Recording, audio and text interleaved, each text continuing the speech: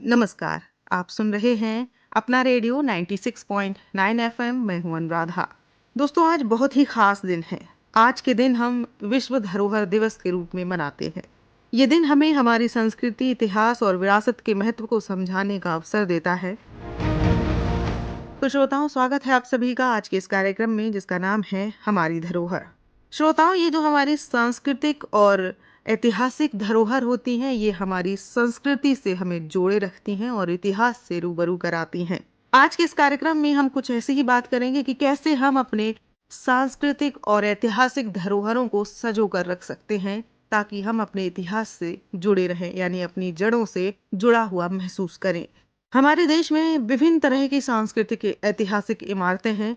अगर हम बात करें दिल्ली की, तो दिल्ली में कुतुब मीनार, लाल किला, इंडिया गेट और न जाने कितनी ही इमारतें हैं, जिनका नाम लेना इस कार्यक्रम में शायद मुश्किल हो, क्योंकि ड्यूरेशन भी बहुत कम है और हमें अपने श्रोताओं से और भी बात करनी है। तो भारत ही नहीं, विश्व भर की सांस्कृतिक और ऐतिहासिक धरोहरों के बारे में आज बात होती है। आज के इस दिन को हम इसीलिए मनाते हैं ताकि हम अपने जो सांस्कृतिक और ऐतिहासिक धरोहर हैं, उन्हें संजो कर रख पाएं और अपने इतिहास से हमेशा जुड़ा हुआ महसूस करें। भारत ही नहीं, दुनिया भर में अनेकों तरह की ऐसी ही सांस्कृतिक और ऐतिहासिक इमारतें मौजूद हैं, जिनके संरक्षण करने की बहुत ज़्यादा ज़रूरत है। दोस्तों, हम अक्सर देखते हैं कि जब हम कहीं किसी जगह पर जाते हैं घूमने के लिए, तो आजकल तो एक ट्रेंड भी चल रहा है कि आप चाहे धार्मिक जगह पर जाएं या ऐतिहासिक जगह पर, लोग घूमने के बहाने जाते हैं।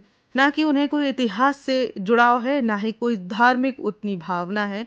तो घूमने के लिए आप जाइए, लेकिन घूमने वाली जगहों पर, जहां पर इतिहास से जुड़ी हुई इमारतें हैं, आप अगर वहां जा रहे हैं, तो आपका ये भी फर्ज बनता है कि आप उसके बारे में जानें। ये कब बनवाई गई, क्यों बनवाई गई, किसने बनवाया, किसकी याद में बनवाया, या कैसे बनवाई गई। क्योंकि जब हमें ये पता होता है कि किस तरह से इसे बनाया गया, क्योंकि आप जब भी किसी पुरानी इमारत में जाते हैं, आप देखते होंगे कि वहाँ आपको एसी या कूलर की ज़रूरत नहीं पड़ती है, वो ऑटोमेटिकली ठंडा आपको एहसास कराता है।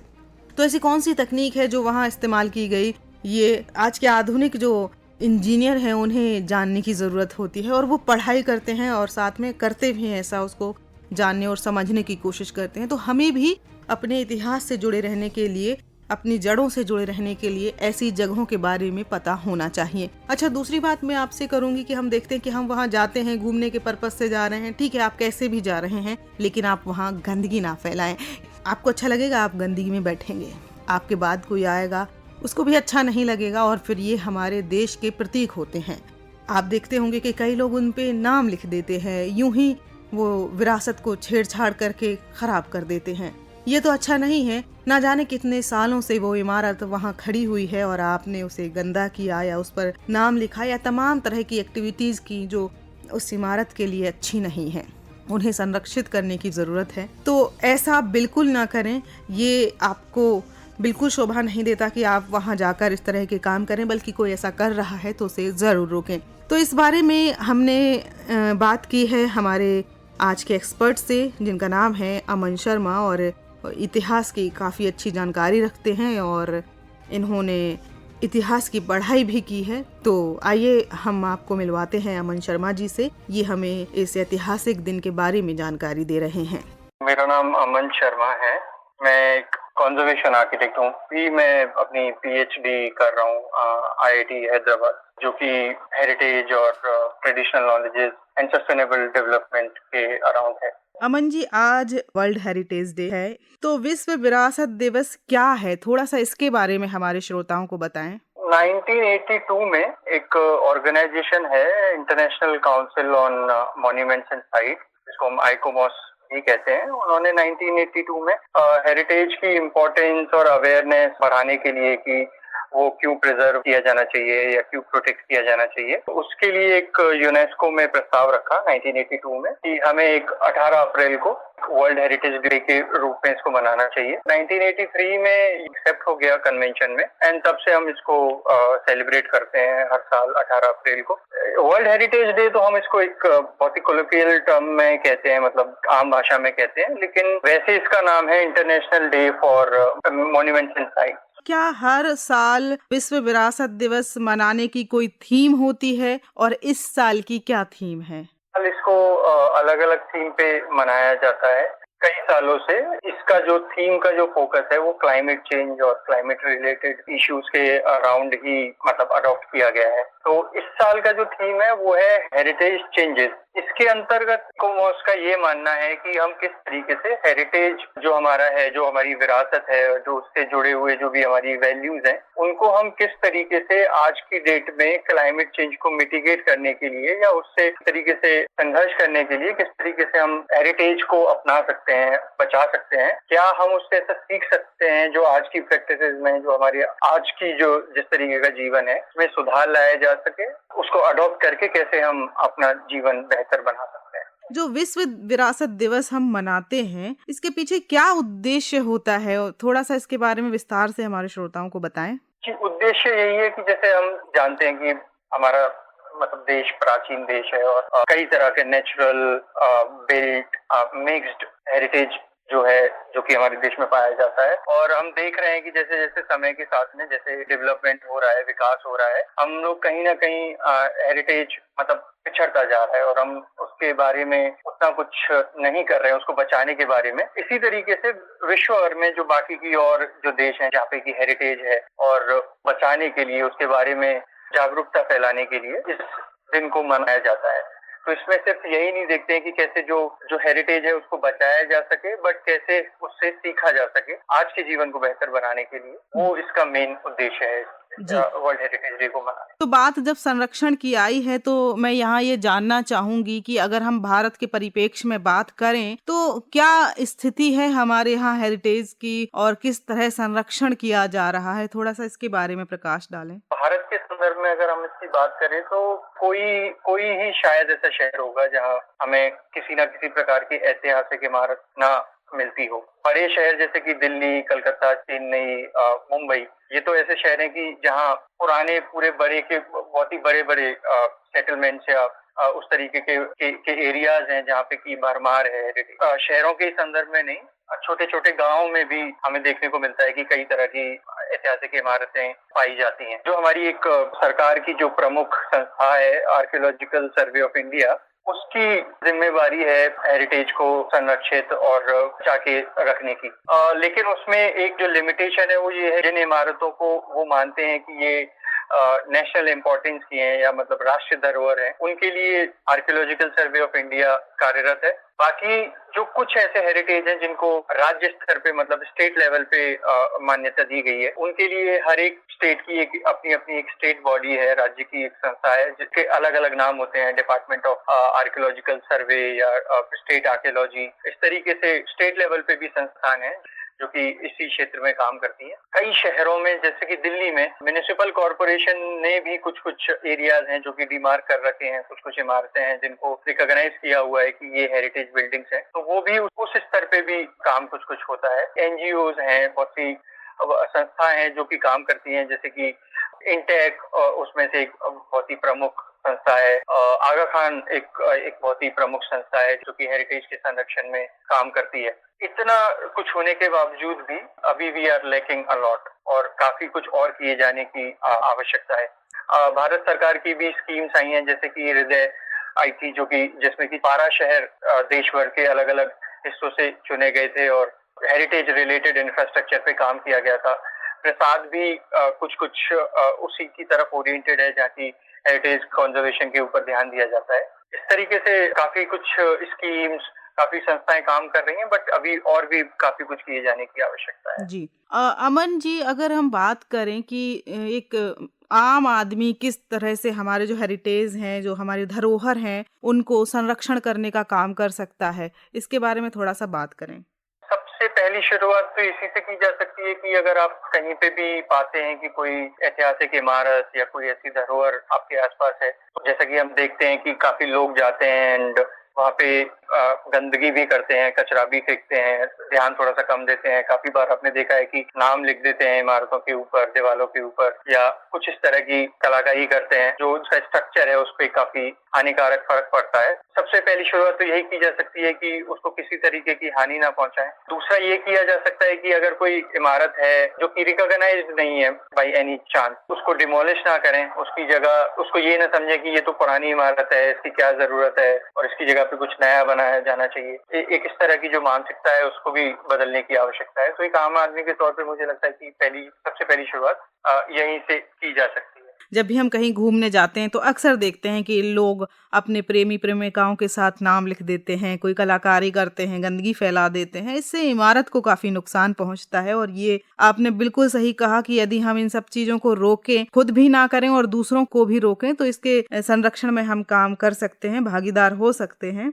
अमन, अब हम आपसे जानना चाहते हैं कि जो भारत के विश्व विरासत स्थल हैं और सांस्कृतिक स्थल हैं, उनके बारे में थोड़ा सा हमारे श्रोताओं को बताएं। जैसा कि मैंने बताया कि कुछ बॉडीज हैं जैसे ASI और स्टेट आर्कियोलॉजी, ये लोग अपने स्तर पे कुछ जो हेरिटेज साइट्स हैं उनको लिस्ट करते हैं, उनको एक तरीके से रिकॉग्नाइज करते हैं। उसके अलावा आपने देखा होगा कि कुछ वर्ल्ड हेरिटेज साइट्स भी हैं इंडिया में, जिसमें कि जैसे दिल्ली का कुतुब मीनार है, रेड फोर्ट है, अजंता एलोरा की गुफाएं हैं, साइट्स हैं जो कि कल्चरल हेरिटेज साइट्स हैं, सांस्कृतिक धरोहर है। और इसके अलावा कुछ हमारे प्राकृतिक धरोहरें भी हैं जी, जैसे कि कंचनजंगा असम का जो नेशनल पार्क है वो है, नंदा देवी वैली है। के अलावा अगर आप देखेंगे तो जो हिमालयन कंजर्वेशन रीजन है जी, वो है। तो ये कुछ इस तरह की और कुछ मिक्स्ड साइट्स भी हैं जिसमें कि ये देखा जाता है कि कुछ ऐसी चीज हो जो कि सांस्कृतिक धरोहर की तरह से भी देखी जा सके और प्राकृतिक धरोहर की तरह से भी देखा जा सके, उसको मिक्स कैटेगरी में हम लोग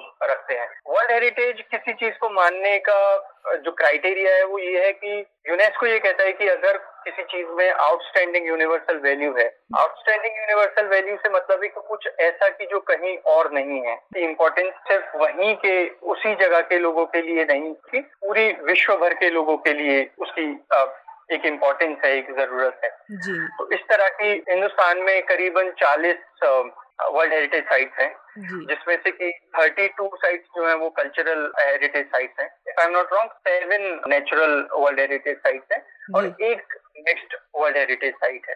तो इस तरीके से अलग अलग तरह की हमारी सांस्कृतिक धरोहर है जो कि सिर्फ बिल्ट नहीं, जो कि सिर्फ वही नहीं जिसको मनुष्य ने बनाया है, बट कुछ ऐसी जगहें भी हैं जो प्रकृति की एक ऐसी देन है जो कि कहीं और हमें देखने को नहीं मिलती विश्व भर में। थोड़ा सा यूनेस्को के बारे में बताएं, ये क्या है ये संस्था और कोई भी धरोहर यूनेस्को में किस तरह शामिल हो सकती है? UNESCO basically United Nations Educational Scientific and Cultural Organization, ये इसकी फुल फॉर्म है। ये एक स्पेशलाइज्ड एजेंसी है यूनाइटेड नेशंस की, जो कि वर्ल्ड पीस प्रमोशन के लिए कार्य करती है, उसके साथ साथ सिक्योरिटी के लिए भी कार्य करती है। एक नेशनल कॉर्पोरेशन बना के जिसमें कि education, art, science and culture को फोकस में रखा गया है। तो जैसा कि बताया कि यूनेस्को ही वो संस्था है जो कि रिकॉग्नाइज करती है कि किसी भी हेरिटेज साइट विश्व धरोहर कहलाने योग्य है या नहीं है। इसमें लिस्ट होने का जो क्राइटेरिया है वो ये है कि हर साल जितनी भी स्टेट पार्टीज हैं यूनाइटेड नेशंस की, मतलब जो अलग अलग देश हैं जो कि यूनाइटेड नेशंस का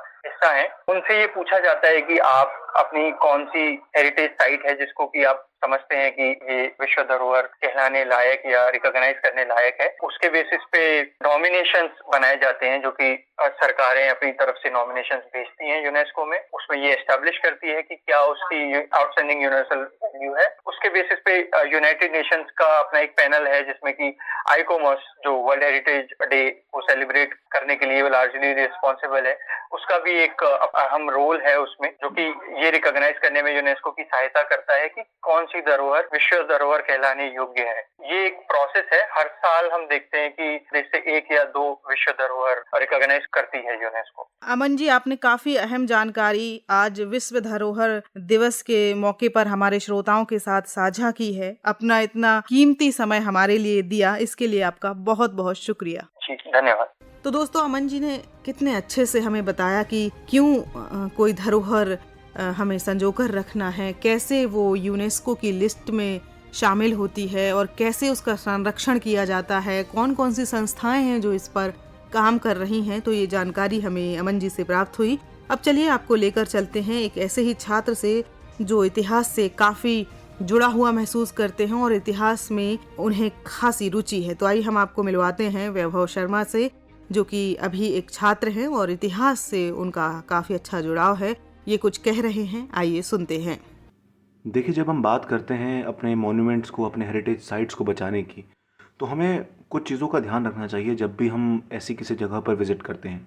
सबसे पहले तो हमें इस चीज़ का बहुत ध्यान रखना चाहिए कि हम उस जगह की रक्षा करें।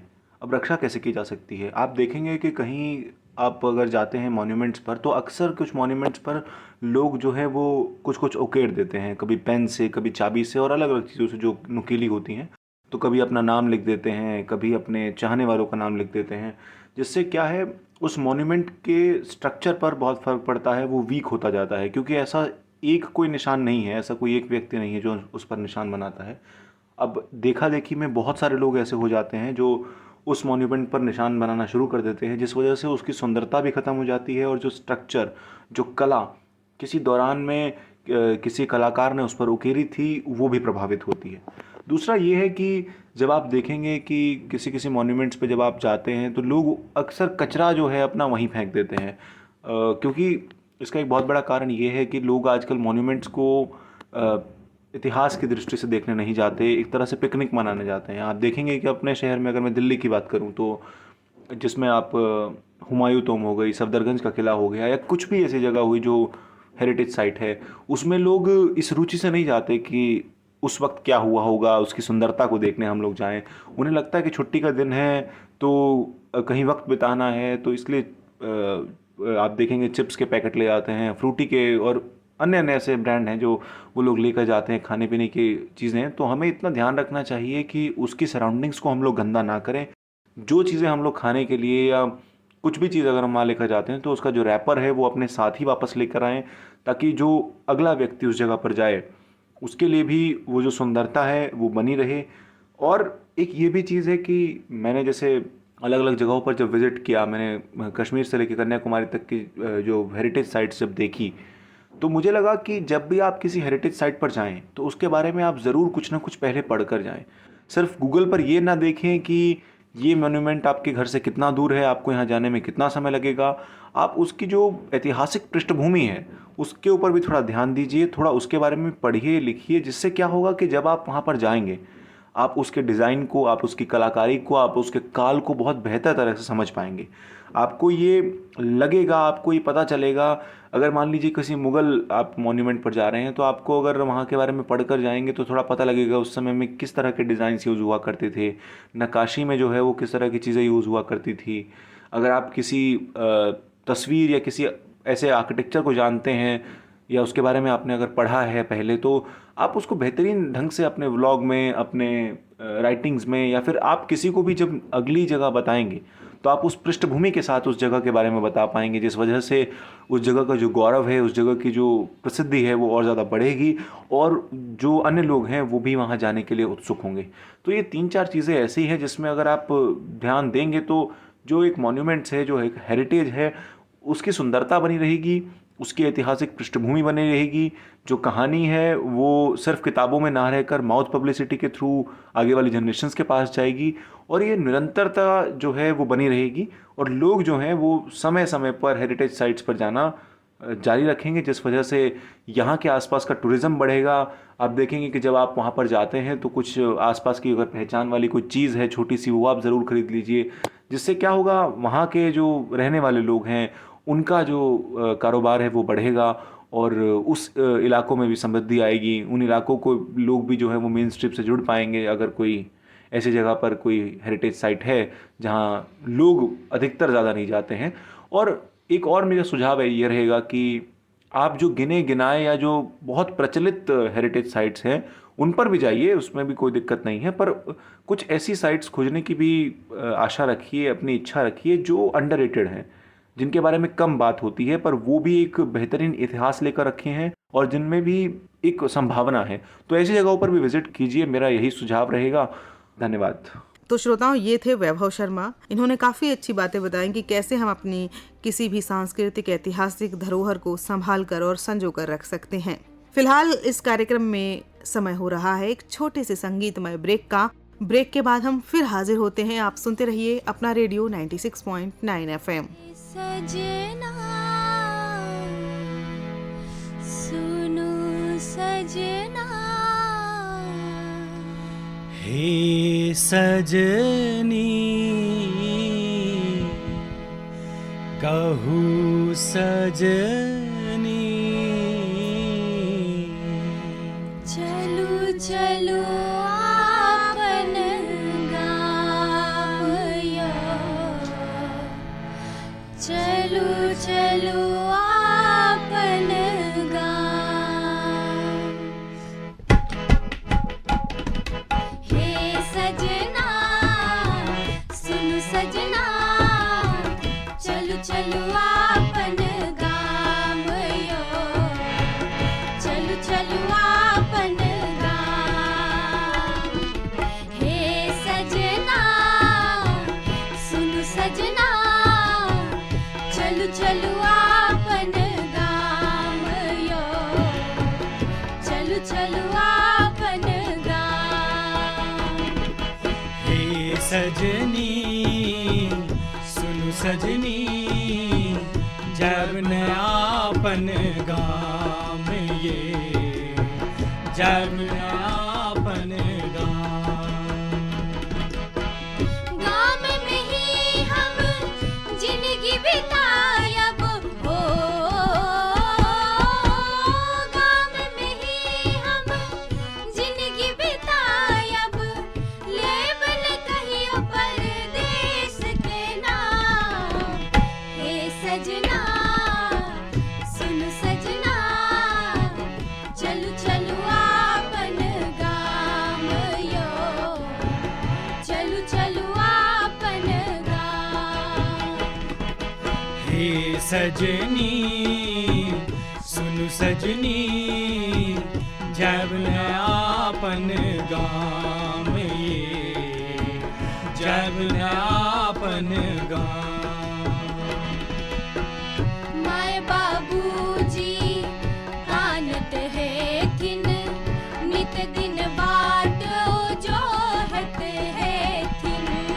माय बाबूजी कानत है थिन, नित दिन बाट जो हट है थिन। संग बहिन भाव पूछ रहल खिन, हो संग बहिन भाव पूछ रहल खिन, कहिया एतै पहुना गाम। हे सजना सुन सजना, चलू चलू आपन गाम यो, चलू चलू आपन गाम। हे सजनी सुनु सजनी, जब न आपन गाँव ये, जब न आपन गाम के जीवन निरस लगै छै, पैंचो उधार अब कियो न दै छै। गाम के जीवन निरस लगै छै, पैंचो उधार अब कियो न दै छै। मिसियो भर के बात केलो के, हो मिसियो भर के बात केलो के, को दै छै सगरो बदनाम। सजनी सुनु सजनी, जब न आपन गाँव ये, जब न आपन हे सजना सुन सजना, चलू चलू आपन गाम यो, चलू चलू आपन गाम। लड़ियो झगड़े अब गाम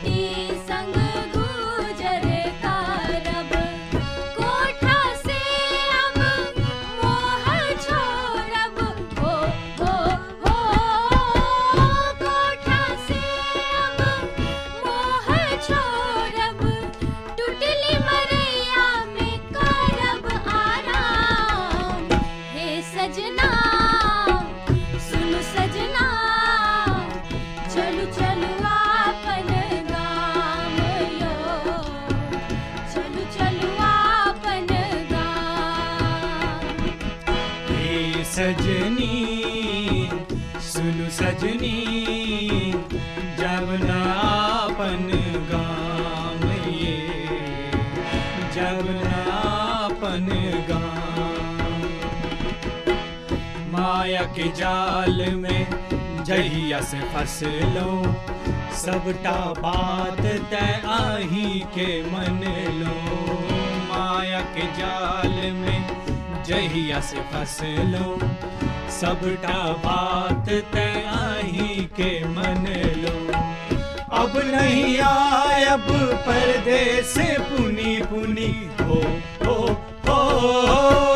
अब नहीं आयब परदेस पुनी पुनी पकड़ै छी हम दुनू कान हे सजनी सुनु सजनी चलू चलू आपन गाम ये चलू चलू आपन गाम हे सजना सुनु सजना चलू चलू आपन गाम यो चलू चलू आपन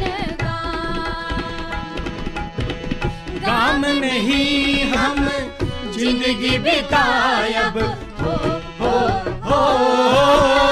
गाम में ही हम जिंदगी बितायब लेब न कहियो परदेस के नाम हे सजना सुनु सजनी चलू चलू आपन गाम ये चलू चलू आपन